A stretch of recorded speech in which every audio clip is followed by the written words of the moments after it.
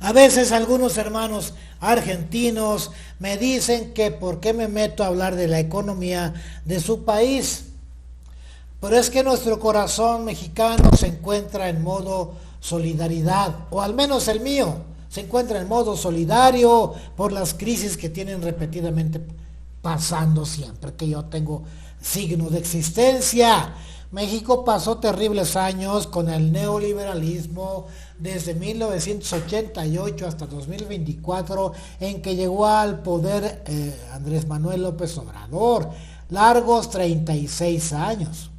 3 sexenios fueron más difíciles, casi todos, pero fueron los más feos económicamente hablando para México. Los 6 años de Carlos Salinas de Gortari, que llegó con un fraude electoral contra el opositor izquierdista y mató a cuantos pudo los seguidores del ingeniero Cuauhtémoc Cárdenas.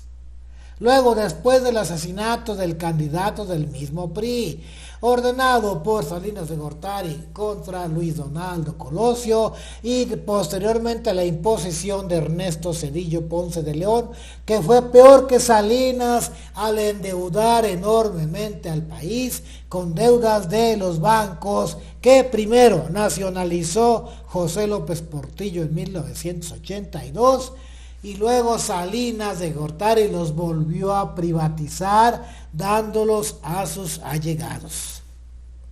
Luego esos allegados los hicieron quebrar, llega Ernesto Zedillo, rescata esos bancos y esa carga de deuda que tenían los bancos en carteras vencidas le otorga al pueblo pagar tales cantidades que en ese momento ascendían a 25,000 millones de dólares, y a pesar de todo lo pagado se dejará de pagar hasta 2070 por el pueblo.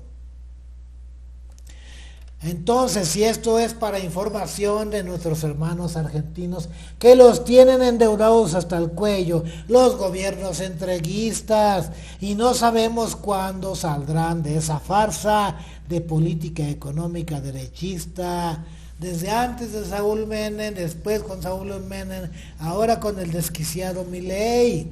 Nuestra presidenta Claudia Sheinbaum dijo ayer que es importante para los jóvenes recordar ese terrible sexenio de Ernesto Zedillo y la larga noche neoliberal que le causó tanto dolor a los mexicanos, y desde ahí inició el más grande éxodo de mexicanos hacia Estados Unidos, aumentando la pobreza de manera inhumana, valiéndole madre a este hijo de puta llamado Ernesto Zedillo.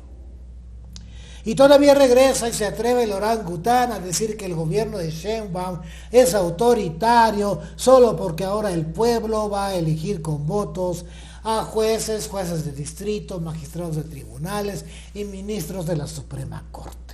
¿Y cómo se atreve a decir que Sheinbaum es autoritaria cuando el mismo Zedillo quitó a su antojo a ministros de la Suprema Corte y puso a sus íntimos?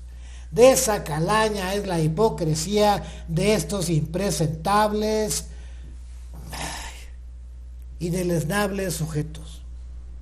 En una encuesta hace una semana, el pueblo de México puso a Ernesto Zedillo como el peor presidente de la historia de México, y ganarle a Felipe Calderón, que fue penúltimo, este gobierno sanguinario, coludido con el narco, quedó en penúltimo lugar Felipe Calderón, y es una increíble proeza de maldad de Zedillo ganarle a Felipe Calderón.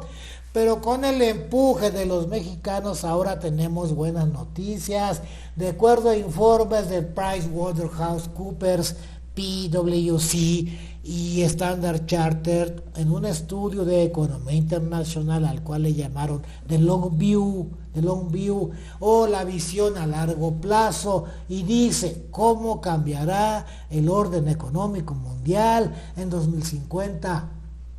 Y nos dice el informe que los países latinoamericanos, Brasil y México, escalarán posiciones hasta integrar el top 10 o en la lista de las 10 mejores economías del mundo. Brasil con un Producto Interno Bruto auguran de 4.439 billones de dólares, seguido por México con 3.661 billones de dólares en el noveno puesto dentro de las economías más grandes del planeta. Esas son buenas noticias. Si bien otras naciones latinoamericanas, excepto la hermana República de la Argentina, también experimentarán crecimiento, el nivel de desarrollo proyectado para Brasil y México los colocará en una posición privilegiada para alcanzar el epíteto o el estatus de ricos o potencias económicas en 2030. He dicho adiós.